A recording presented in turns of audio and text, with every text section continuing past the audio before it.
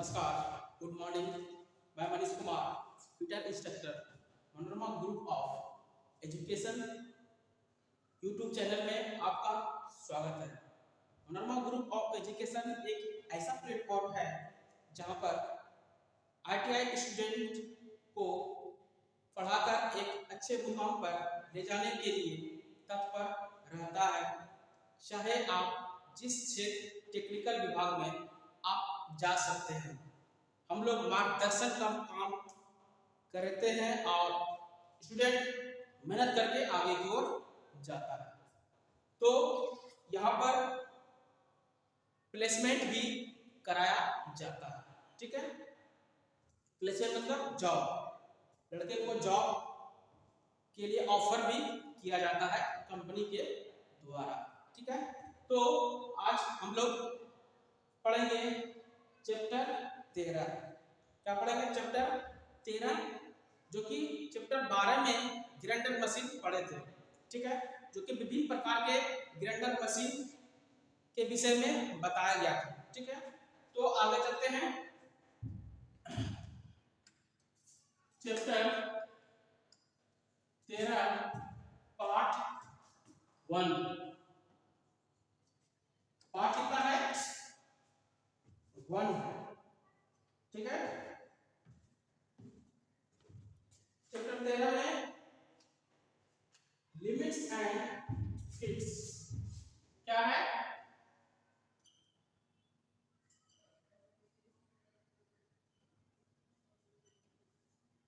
Limits and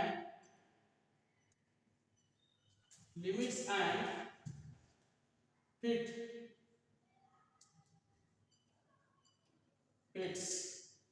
ठीक है, fitter workshop में लिमिट्स फिट्स का बहुत ही विशेष महत्वपूर्ण है। ठीक है, अगर इस प्रकार का जॉब आपको मिल जाता है तो इसमें लिमिट फिट्स टॉलरेंस का विशेष ध्यान दिया जाता है, जो कि ये क्या है? फिटिंग जॉब है। ठीक है, तो इस जॉब में मान के चलिए यह आपका कितना का है? 60 का। यह भी लंबाई कितना का है? 60 का। ठीक, और यह इसका हाइट भी दिया गया है कितना का? 60 का। इसका भी हाइट दिया गया है कितना का? 60 का। ठीक, और इसकी गहराई कितनी है? 15 mm। ऐसे तो लिखा जाता है ऐसे ही। ठीक है, और इसकी हाइट दिया गया है 15 mm। ठीक है, अगर इस प्रकार से जॉब आ जाता है फिटिंग जॉब, तो हम लिमिट एंड फिट्स के मद्देनजर रखते हम इस जॉब को बना सकते हैं। लिमिट मतलब फिट्स क्या कहलाता है? लिमिट मतलब एक निश्चित साइज में, किसी में छूट, किसी में अधिक साइज। बेसिक साइज से प्लस 0.02 माइनस 0.01,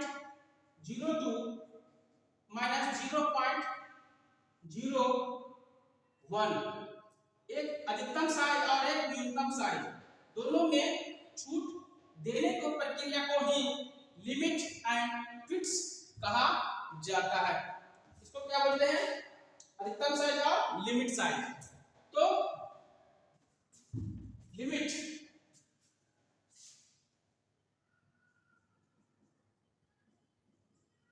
क्या कहलाता है?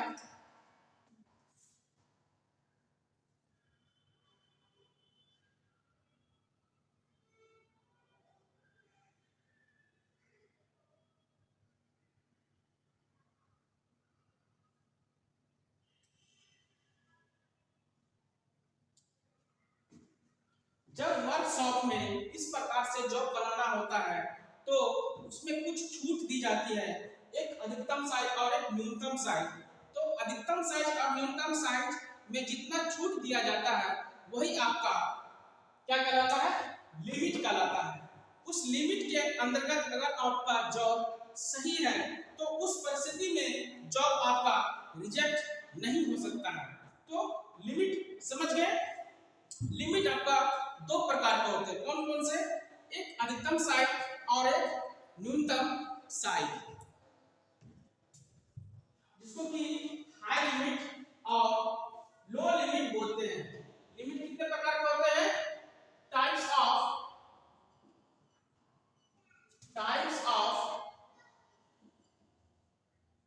लिमिट, ठीक है। तो वो दो प्रकार के होते हैं, एक हाई लिमिट, दूसरा है लो लिमिट, ठीक है। तो हाई लिमिट और लो लिमिट क्या कहलाता है, देख लीजिए यहाँ पे।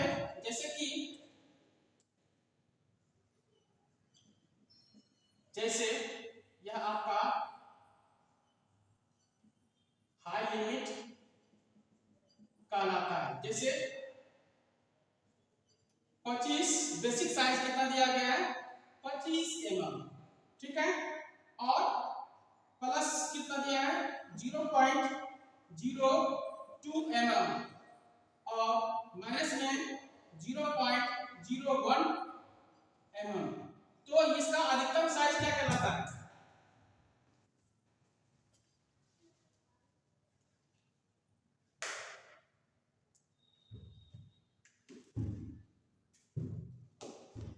देखिए, किसी पार्ट्स के अधिकतम साइज को जो छूट दी जाती है वह आपका हाई लिमिट कहलाता है। तो इसमें हाई लिमिट क्या कहलाएगा, ये आपका बेसिक साइज है। क्या है? Basic size. बेसिक साइज में हाई लिमिट में क्या करना है, अगर हाई लिमिट करेंगे 25.02 होगा, अगर माइनस करेंगे कितना होगा, 24.99 होगा। इसमें हाई लिमिट कितना कहलाएगा, इसमें हाई लिमिट आपका 0.02 mm कहलाएगा, ये वाला, ठीक है। कितना कहलाएगा, 0.02 mm इसका हाई लिमिट कहलाएगा। इसी प्रकार से लो लिमिट देख लीजिए।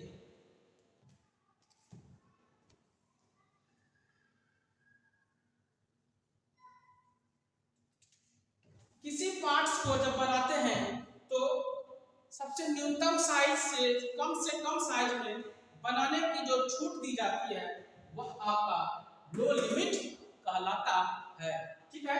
तो लो लिमिट आप देखिए, यहाँ पे लो लिमिट,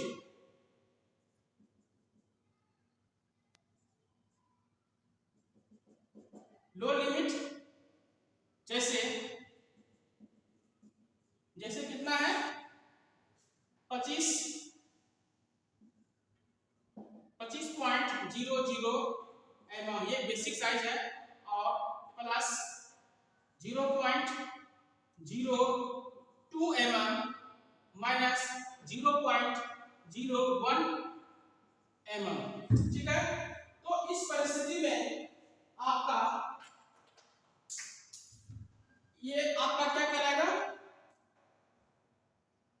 लो से लो लिमिट क्या कहलाएगा, सबसे माइनस में क्या है, 0.01 mm, ठीक है। तो 25 में 0.1 mm घटाएंगे कितना होगा, 24 पॉइंट लो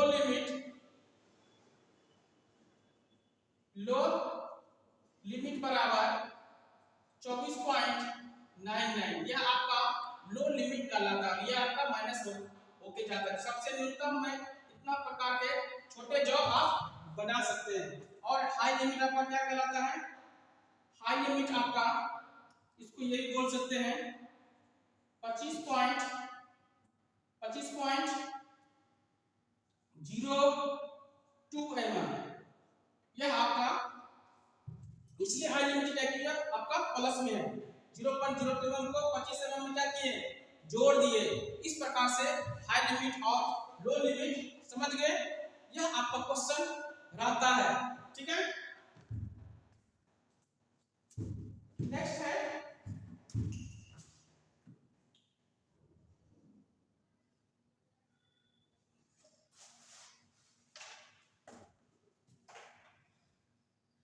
इंटरचेंजेबिलिटी। नेक्स्ट क्या है इंटरचेंजेबिलिटी क्या कहलाता है, ठीक है।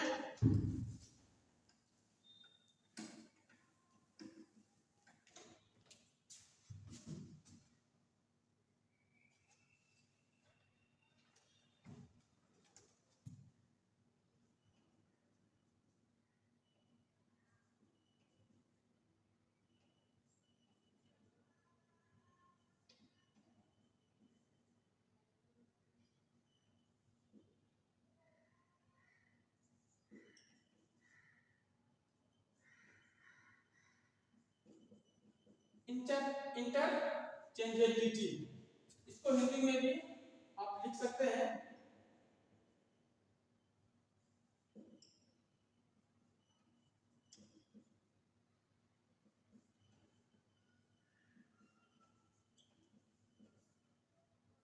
इंटरचेंजेबिलिटी।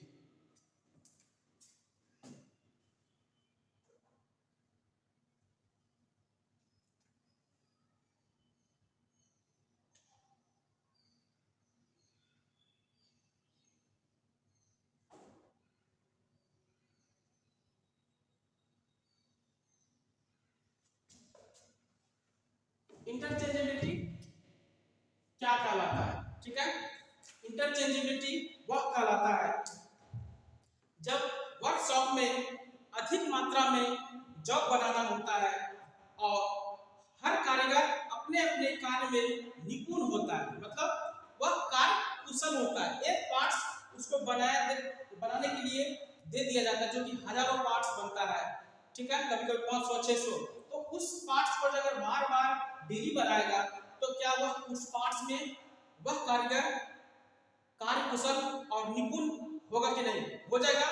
तो इंटरचेंजेबिलिटी कहने का मतलब यह होता है जब गाड़ी घोड़ा अधिक मात्रा में रोड पे देखते हो बहुत सारा चलता है, तो चलते चलते कोई पार्ट्स आपका खराब हो गया है तो वैसा वैसा पार्ट्स स्टोर में बहुत सारा रखा जाता है।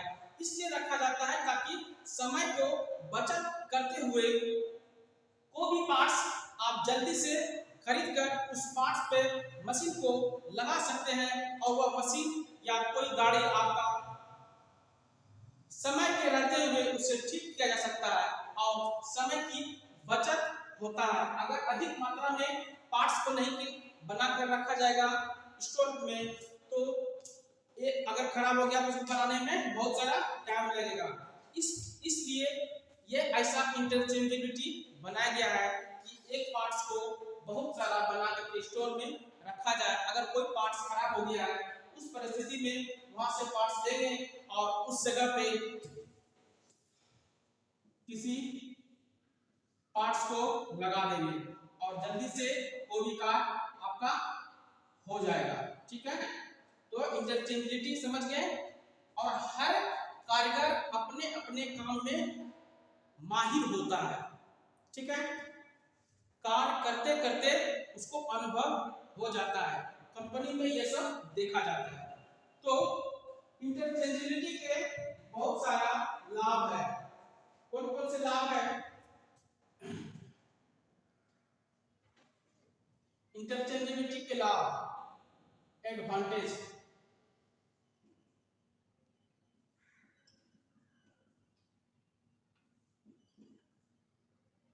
एडवांटेज इसको क्या बोलते हैं?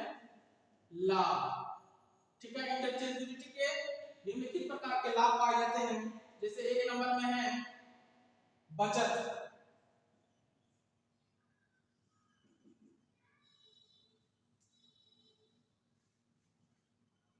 इकोनॉमी, इकोनॉमी मतलब क्या हुआ?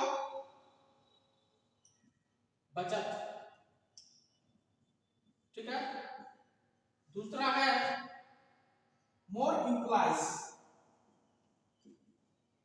मोर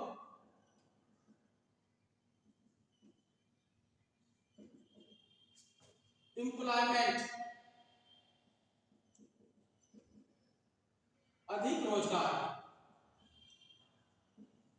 अधिक रोजगार। ठीक है। तीसरा है इंक्रीज इफिशिएंसी,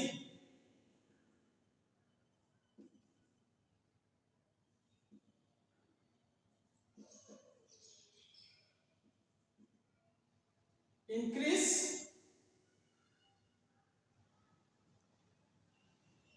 इन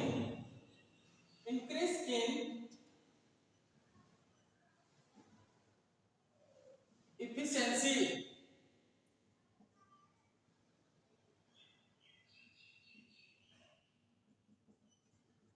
ठीक है। इसको इंग्लिश हिंदी में क्या बोल सकते हैं? कार्य कुशलता में वृद्धि, कार्य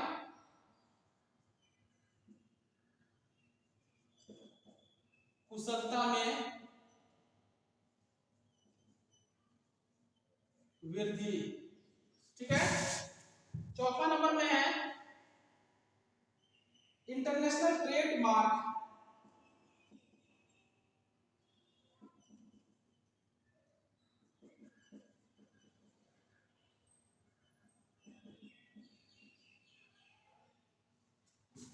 इंटरनेशनल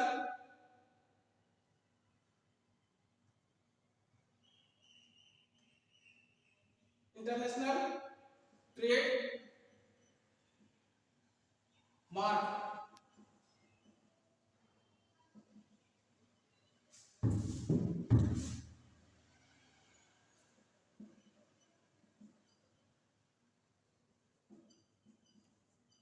इंटरनेशनल ट्रेड मार्क। ठीक है। इस प्रकार से इंटरचेंजेबिलिटी का निम्नलिखित प्रकार के लाभ है। इकोनॉमी मींस बचत, मोर एम्प्लॉयमेंट अधिक रोजगार की आवश्यकता होती है, इंक्रीज एंड एफिशिएंसी कार्य कुशलता में वृद्धि होता है, इंटरनेशनल ट्रेड मार्क। ठीक है। पारी पारी से देखते हैं इकोनॉमी मतलब क्या होता है।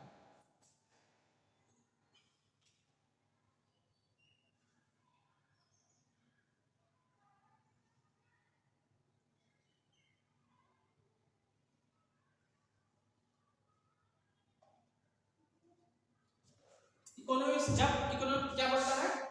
इकोनॉमिक्स जब पार्ट्स को बनाया जाता है कंपनी में तो उसको गेज के द्वारा चेक करके उसको एक जगह से दूसरी जगह स्थान पे रख दिया जाता है और इसमें समय की बचत होता है। इसको ही बोलते हैं इकोनॉमी बोला जाता है। मोर एम्प्लॉइज इंटरचेंजेबिलिटी में क्या होता है? अधिक रोजगार,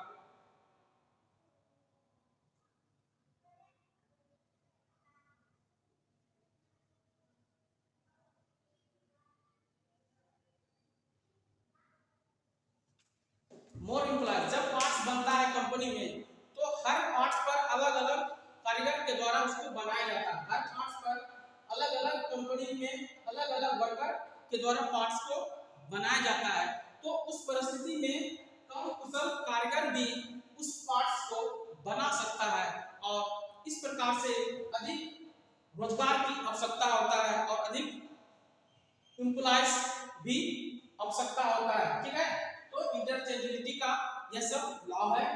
उसके बाद क्या है? इंक्रीज एंड एफिशिएंसी कार्य कुशलता में वृद्धि।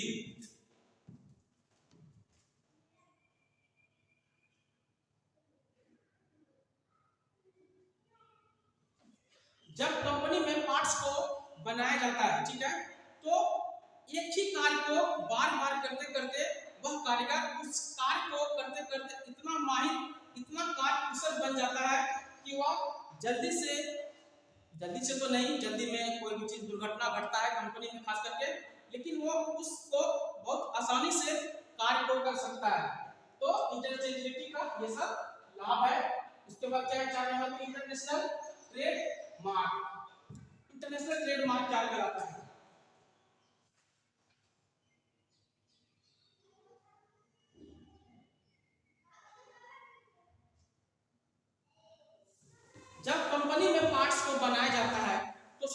इंटरनेशनल ट्रेड मार्क को लगाया जाता है। ठीक है, मार्क को लगाने के बाद वह उसको पार्ट्स को बाजार में बेचने में आसानी होता है, क्योंकि इस पे लिखा रहता है इंटरनेशनल ट्रेड मार्क। उसके अनुसार से उस पार्ट्स को खरीदने में ज्यादा दिलचस्पी दिखाता है खरीदने वाला। तो इंटरनेशनल ट्रेड मार्क आप समझ गए, इंटरनेशनल ट्रेड मार्क होना बहुत ही जरूरी होता है, क्योंकि आजकल सब कोई होशियार हो गया है, पढ़ा लिखा है, तो पहले ट्रेड मार्क्स देखता है, उसके बाद ही किसी चीज को लेते हैं। तो इस प्रकार से लिमिट एंड फिट्स में यही तक टॉपिक रहेगा। नेक्स्ट टॉपिक नेक्स्ट क्लास में बताया जाएगा। तब तक हंसते रहिए, मेहनत करके आगे बढ़िए और लगातार मेहनत कीजिए। कठिन परिस्थिति आए तो भी घबराना नहीं। थैंक यू, धन्यवाद।